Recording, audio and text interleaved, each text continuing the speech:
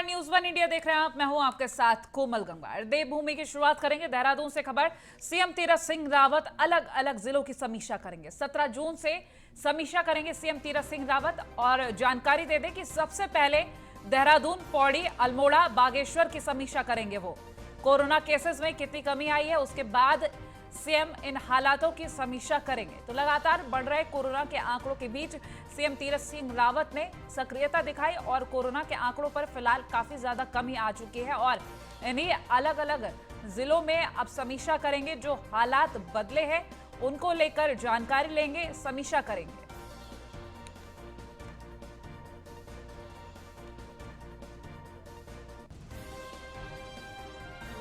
Resident editor Faheem तना हमारे साथ फोन लाइन पर जुड़ गए हैं अधिक जानकारी के लिए। फहीम, सीएम तीरथ सिंह रावत ने काफी सक्रियता दिखाई है जब कोरोना के आंकड़े अपने चरम पर थे। बहरहाल अब जिन हालातों की समीक्षा करने जा रहे हैं, किस तरीके से क्या प्रोसेस रहेगा, क्या कुछ जानकारी मिल पा रही है? देखिए, मुख्यमंत्री जिलेवार समीक्षा करेंगे कोरोना के हालात को लेकर के, कोरोना की मौजूदा स्थिति, आने वाले दिनों में जो तैयारियां हैं बचाव को, तीसरे लहर को लेकर के जो तैयारियां हैं उसके मद्देनजर। दूसरा ये कि जो टीकाकरण हो रहा है और वो आगे तेज होना है, और इसके साथ साथ अभी 18 से 44 वर्ष के आयु वर्ग के लोगों को टीकाकरण हो रहा है, लेकिन 18 से नीचे के लोगों को टीकाकरण होना है, जिसके बाद बच्चों को टीकाकरण होना है। तमाम तैयारियां आगे आने वाले दिनों की है। ऐसे में वो तैयारियां अभी वर्तमान हालात और उनमें किसी तरीके की कोई दिक्कत या कोई समस्या तो नहीं है, और आगे किस तरीके से बढ़ाया जाएगा, तमाम एजेंडे को लेकर के समीक्षा बैठक करेंगे जिलेवार मुख्यमंत्री। और अधिकारियों के साथ उसको धरातल पर ठीक से उतारने के लिए निर्देशित भी किया जाएगा। साथ साथ एक फीडबैक लेने की बात भी होगी आने वाले दिनों की तैयारियों की। ठीक है, साथ ही अब ये भी जानने की कोशिश करेंगे क्योंकि कोरोना के आंकड़ों पर नियंत्रण पा लिया गया है, फिलहाल आंकड़े काफी ज्यादा कम हो गए। अब आगे की एक रणनीति जो तैयार की जाती है कि अब तीसरी लहर को लेकर, क्योंकि तीसरी लहर का भी एक जो कयास लगाया जा रहा है कि काफी ज्यादा खतरनाक हो सकती है। देखिए, हमने दूसरी लहर में देखा है कि इसमें ऑक्सीजन को लेकर के, इंजेक्शन दवाइयों को लेकर के अलग तरीके का ट्रीटमेंट हुआ। ऑक्सीजन की जिस तरीके से जरूरत पड़ी, पहली लहर में ऐसा नहीं था। तो सरकार तीसरी लहर की संभावना या आशंकाएं जो जताई जा रही हैं उसको कम कर लेकर नहीं, बल्कि पूरी गंभीरता के साथ कोशिश कर रही है कि उन तैयारियों को कर लिया जाए। इसलिए जिलों में ज्यादातर पर्वतीय क्षेत्रों में, क्योंकि हमने देखा कि मैदानी क्षेत्रों में ऑक्सीजन जल्दी उपलब्ध थी, लेकिन पर्वतीय क्षेत्रों में दिक्कत थी। तो इसीलिए पर्वतीय क्षेत्रों में भी ऑक्सीजन की उपलब्धता रहे, इसके लिए प्लांट लगाए जा रहे हैं। जैसे भी मुख्यमंत्री ने अल्मोड़ा में प्लांट का शुभारंभ किया, तो लिहाजा ये भी एक तैयारी के मद्देनजर है। दूसरा ये कि तीसरी लहर अगर आती है तो फिर उसका संक्रमण किस तरीके का होगा, क्या बच्चों पर कितना असर होगा, तमाम ये भी जानेंगे। जिस तरीके से तीसरी लहर को लेकर सरकार सजग है और जनता को हमने देखा दूसरी लहर में जागरूकता की भारी कमी थी, फिलहाल तीसरी लहर को लेकर किस तरह से जागरूक कर रहे हैं?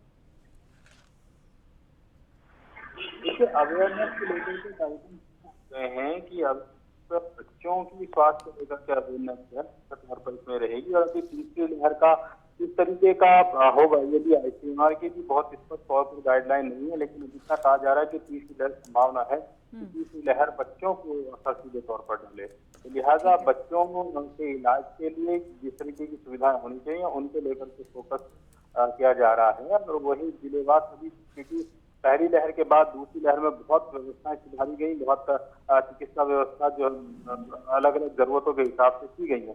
तो लिहाजा उसी के मद्देनजर फीडबैक लेना और फिर सरकार की तैयारियों को करना, ये इस समीक्षा बैठक के फोकस में है। ठीक है फहीम, आप बने रहिए हमारे साथ, आगे भी अपडेट्स लेंगे। वहीं एलटी सहायक शिक्षक पर सरकार मेहरबान नजर आ रही है। चहेते को लाभ देने के लिए कर्मचारी से अधिकारी बना डाला है। नियमों को ताक पर रखकर ये सहायक कुल सचिव श्रीदेव सुमन यूनिवर्सिटी में सहायक कुल सचिव बनाए गए हैं। सहायक अध्यापक देवेंद्र सिंह रावत को प्रतिनियुक्ति दे दी गई है। नियम कानून सभी को ताक पर रखकर ये नियुक्ति दी गई है।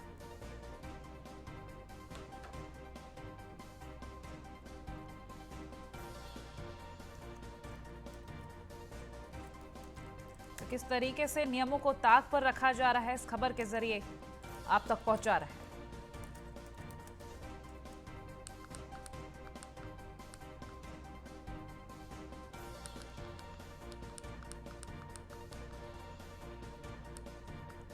और विशेष संवाददाता सुदीप जैन हमारे साथ लाइव जुड़ गए हैं, उन्हीं से जानकारी ले लेते हैं कि क्या कुछ मामला है ये।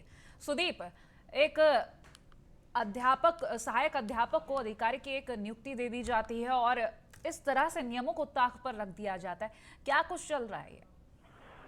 देखिए, एक और तो सबसे पहला महत्वपूर्ण तथ्य ये है कि राज्य में इस वक्त ट्रांसफर पर रोक है, ट्रांसफर और पोस्टिंग पर। राज्य में बहुत बड़ी संख्या में शिक्षक व अन्य विभाग के लोग अब ट्रांसफर की मांग कर रहे हैं सरकार से कि ट्रांसफर कर दिए जाए। इस बीच हमने 2 दिन पुराना एक ऑर्डर जो सामने आया है, जो चौंकाने वाला है कि एक शिक्षक को इतनी महत्वपूर्ण तैनाती पर दे दिया गया, जबकि कई नियमों की भी अनदेखी हुई है। इस मामले में सचिवालय में शिक्षा विभाग से जुड़े अफसर भी बात करने को तैयार नहीं है, जो कि साफ तौर पर बताता है कि कहीं ना कहीं कोई ना कोई राजनीतिक दबाव है। राज्य का शिक्षा महकमा, सरकारें चाहे जो भी रही हो, विवादों से नहीं छूटा रहा। कम से कम ऐसे पेंडेमिक, ऐसे कोविड काल में भी ऐसे ऑर्डर होंगे, जो किसी ने नहीं सोचा था। और आज जो तथ्य सामने आया, निश्चित तौर पर यह बताता है कि नियम टूटे हैं, अपनों को फायदा पहुंचाने की ये कोशिश की गई है। आखिर ऐसा क्यों और क्या इसके लिए जांच बैठाई गई है? जी, अभी तक तो कोई इस मामले में बात ही करने को तैयार नहीं है। हमने कई लोगों से संपर्क करने की अभी तक कोशिश की और संपर्क करने के प्रयास जारी है, हालांकि अभी तक कोई इस मामले में बोलने को तैयार नहीं है। उम्मीद ये की जा रही है कि शायद शासकीय प्रवक्ता ही इस पर कोई अपना पक्ष या सरकार का पक्ष रखे, हालांकि वो भी अभी तक उपलब्ध नहीं हो पाए हैं, तो वो व्यस्तता की तरह। चलिए ठीक है सुदीप, बहुत शुक्रिया तमाम जानकारी हमसे साझा करने के लिए। खबरों में आगे बढ़ेंगे तो नैनीताल हाईकोर्ट ने चारधाम यात्रा पर रोक लगा दी है। बता दें 22 जून तक चारधाम यात्रा पर रोक लगाई गई है। 21 जून से पहले फैसला लेने को सरकार ने कहा है और सरकार से ये फैसला लेने के लिए 21 जून से पहले कह दिया गया है। बता दें 23 जून को शपथ पत्र दाखिल करने का आदेश दिया गया है। तो ये खबर आप तक पहुंचा रहे हैं।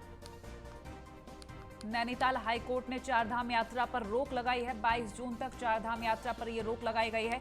21 जून से पहले फैसला लेने को सरकार से कहा गया है। फिलहाल 23 जून तारीख तय की गई है, जब शपथ पत्र दाखिल करने का आदेश भी दिया गया है।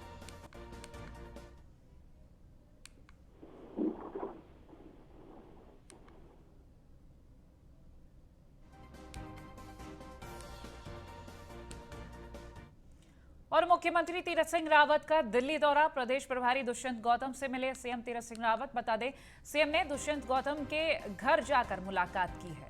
तो इस वक्त की ये बड़ी खबर आप तक पहुंचा रहे हैं, जहां सीएम तीरथ सिंह रावत लगातार सक्रिय है और उनकी सक्रियता आप इन खबरों के जरिए देख सकते हैं। मुख्यमंत्री तीरथ सिंह रावत दिल्ली का उनका ये दौरा, प्रदेश प्रभारी दुष्यंत गौतम से मिले हैं। वो क्या कुछ खास रहा है आप तक पहुंचाएंगे। बहरहाल आपको बता दें कि सीएम तीरथ सिंह रावत ने दुष्यंत गौतम के घर पर जाकर ये मुलाकात की थी।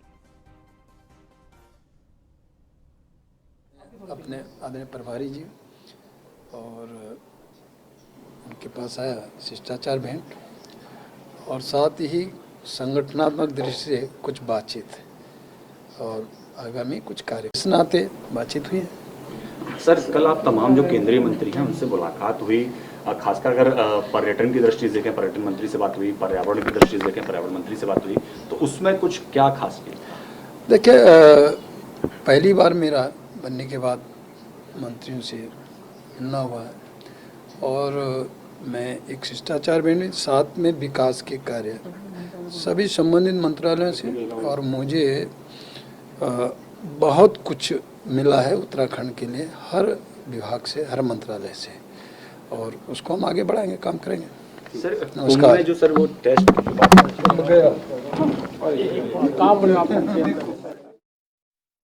से लाइव तस्वीरें आप तक पहुंचा रहे थे, जब मुख्यमंत्री तीरथ सिंह रावत का ये दिल्ली दौरा, प्रदेश प्रभारी दुष्यंत गौतम से उन्होंने मुलाकात की, उनके घर पर जाकर ये मुलाकात की और उन्होंने कहा कि एक शिष्टाचार भेंट थी ये।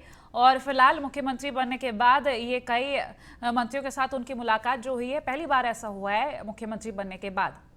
एक्सक्लूसिव तस्वीरें आप देख रहे थे न्यूज़ 1 इंडिया की स्क्रीन पर, मुख्यमंत्री तीरथ सिंह रावत का ये दिल्ली दौरा।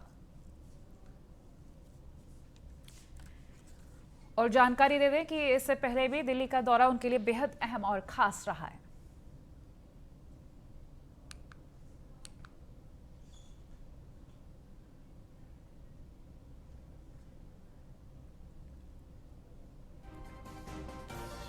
तो केदारनाथ आपदा के 8 साल पूरे हो चुके हैं। 16 जून 2013 को ये जल प्रलय आई थी। केदार घाटी में मंदाकिनी ने कहर बरपाया था। 17 जून 2013 को हर तरफ तबाही का मंजर दिखा था। जल प्रलय में 4000 से ज्यादा लोगों की जान गई थी। वर्षों बाद भी आपदा के जख्म पूरे नहीं भर पाए। तबाह हुई केदारपुरी को संवारने की कोशिशें लगातार जारी हैं। पीएम की दिलचस्पी के चलते पुनर्निर्माण कार्य तेजी से चल रहा है।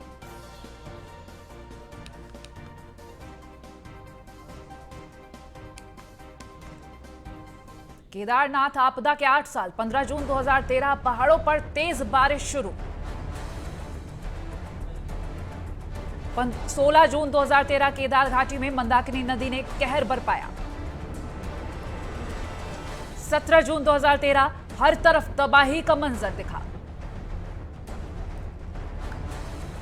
18 जून 2013 200 लोगों की मौत, हजारों लापता। 18 जून 2013 चौथे दिन केदारनाथ पहुंच पाया सहायता दल। 19 जून 2013 62,000 यात्री अलग अलग स्थानों पर फंसे। 19 जून 2013 सेना के 5500, आईटीबीपी के 600 जवान बचाव को उतरे। 19 जून 2013 केंद्र सरकार ने 1000 करोड़ की मदद का ऐलान किया। 21 जून 2013 केदारनाथ से हरिद्वार तक लाशें ही लाशें देखी गई। 25 जून 2013 मुख्यमंत्री ने 1000 लोगों के मारे जाने की पुष्टि की। 25 जून 2013 केदार घाटी में वायुसेना का हेलीकॉप्टर दुर्घटनाग्रस्त, 20 शहीद। तो ये एक आपको ब्यौरा दे रहे हैं कि 2013 में तबाही का वो मंजर कैसा था। तो केदारनाथ आपदा के 8 साल हो चुके हैं। वो जख्म अब भी भरने की कोशिश की जा रही है। देहरादून से खबर। उत्तराखंड सरकार का बड़ा फैसला सामने आ रहा है। बता दें, 3 जिलों के लोगों के लिए 4 धाम यात्रा खोलने का आदेश स्थगित कर दिया गया। सरकार ने 3 जिले के लोगों के लिए यह फैसला लिया था कि यात्रा शुरू करने का ऐलान कर दिया जाता है। चमोली, रुद्रप्रयाग और उत्तरकाशी के लोगों के लिए यह ऐलान किया गया था कि वो ये 4 धाम यात्रा कर पाएंगे। लेकिन मामले में कैबिनेट मंत्री सुबोध उनियाल का बयान सामने आया है कि 4 धाम यात्रा को लेकर हाईकोर्ट में सुनवाई चल रही है। राज्य सरकार 16 जून के बाद यात्रा शुरू करने पर फिर से विचार करेगी।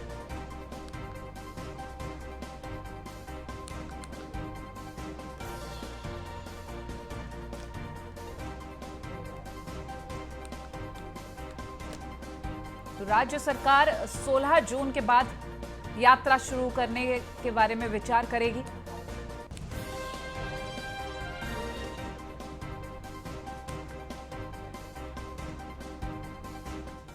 और हरिद्वार कुंभ के दौरान कोरोना टेस्टिंग के बड़े मामले में इस मामले में बड़ा घोटाला सामने आया। इसका खुलासा भी हो गया है। बता दें, इसके बाद जिला प्रशासन एक्शन मोड में आ गया है और पूरे मामले की जांच के आदेश दे दिए। क्या है ये पूरा घोटाला, देखिए इस रिपोर्ट में। हरिद्वार महाकुंभ में कोविड टेस्ट घोटाला। पैसों के लिए लाखों का फर्जी टेस्ट कर डाला। प्राइवेट लैब्स ने मचाई जमकर लूट। हवाई टेस्ट के लिए किसने दी खुली छूट।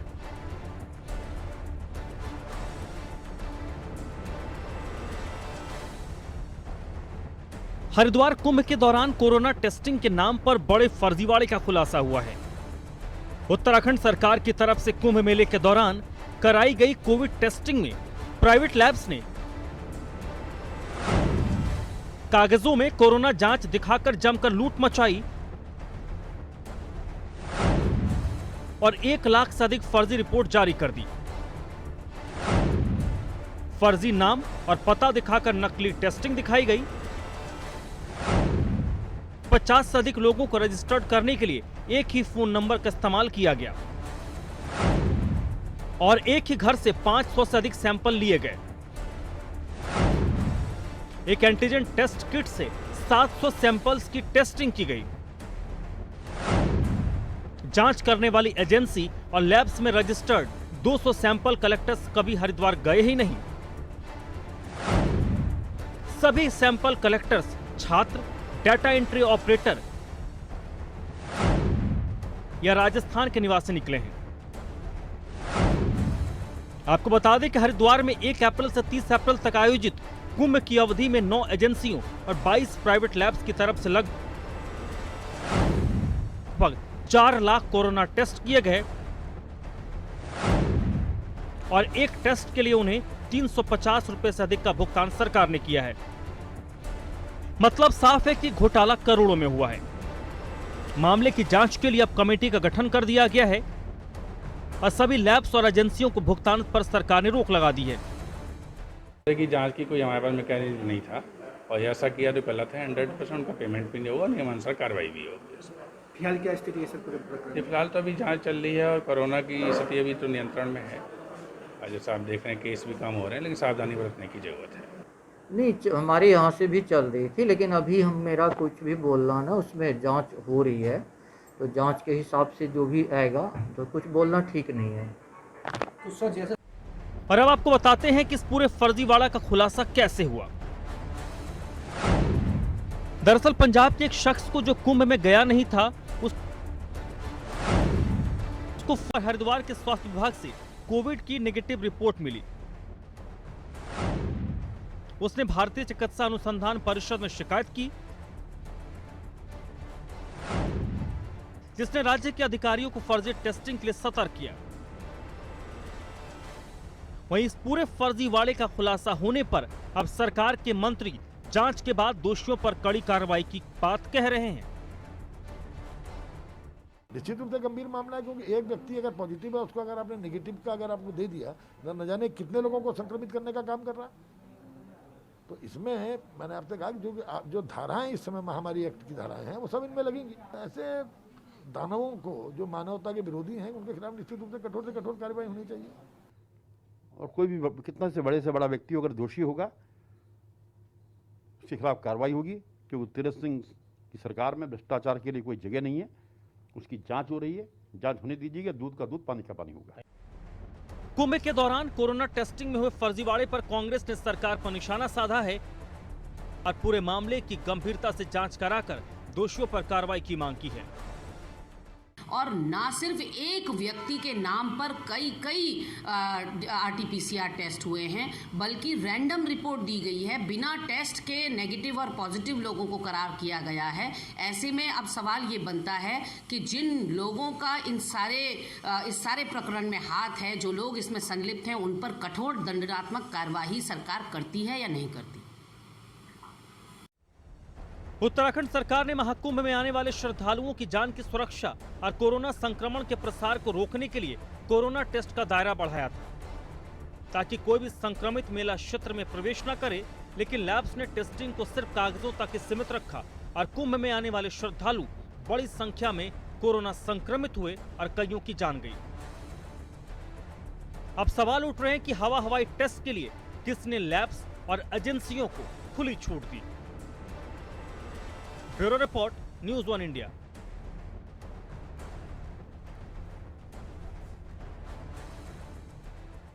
और वहीं कांग्रेस के उपाध्यक्ष ज्योत सिंह बिष्ट अपने निजी दौरे पर मसूरी पहुंचे, जहां पर पत्रकारों से उन्होंने वार्ता करते हुए बताया कि कांग्रेस पार्टी 1885 में स्थापित हुई थी। उसके बाद देश के आजादी के साथ साथ देश के विकास के लिए हम काम करते रहे हैं। भारत में सुई बनाने के कारखाने से लेकर अंतरिक्ष तक पहुंचाने का भी काम किया। उन्होंने कहा कि कांग्रेस पार्टी की तरफ से बनाए गए संस्थाओं को भारतीय जनता पार्टी उन संस्थाओं को बेचने का काम कर रही है। उन्होंने ये भी कहा कि भारतीय जनता पार्टी की तरफ से रिजर्व बैंक का खजाना पूरी तरीके से खाली कर दिया गया है। साथ ही राष्ट्र की बेरोजगारी, अर्थव्यवस्था और जीडीपी को लगातार गिराने का काम किया जा रहा है। पेट्रोल, डीजल, सब्जी, खाद्य सामग्री के बढ़ते दामों को लगातार देखकर यहाँ परेशानियां बढ़ रही हैं, जिससे आम जनता को बहुत ज्यादा दिक्कतों का सामना करना पड़ रहा है। बता दें, उनका ये भी कहना है कि उनको पूरा विश्वास है कि 2022 में प्रदेश में जनता के सहयोग से कांग्रेस की सरकार ही बनेगी। कांग्रेस ने 1885 में स्थापित होने के बाद इस देश को आज़ाद कराने के साथ साथ 50 साल में भारत को सुई बनाने के कारखाने से लेकर के अंतरिक्ष तक पहुंचाने का काम किया। और आज भारतीय जनता पार्टी की सरकार, नेहरू, इंदिरा गांधी जी और राजीव गांधी जी, नरसिंह राव जी, मनमोहन सिंह जी ने जो संस्थान देश में खड़े किए थे उनको बेचने का काम कर रहे हैं। उन्होंने रिजर्व बैंक का खजाना खाली कर दिया और उसके साथ साथ राष्ट्र के अंदर जो बेरोजगारी की दर है, राष्ट्र की जो अर्थव्यवस्था है, हमारी जो जीडीपी है वो लगातार गिर रही है और रुपए लगातार गिर रहा है। ये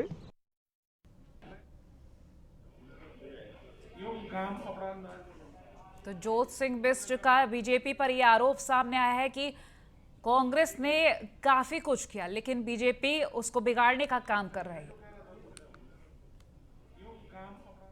खबर हरिद्वार से 20 जून को होगा गंगा दशहरा स्नान। बता दें कोविड नियमों का पालन करते हुए इसी बीच ये गंगा पूजा की जाएगी। आरटीपीसीआर रिपोर्ट लाना अनिवार्य होगा। श्रद्धालुओं को गाइडलाइन का सख्ती से पालन भी किया जाएगा। तो ऐसे में कोविड गाइडलाइन का पालन करते हुए यह स्नान कराया जाएगा।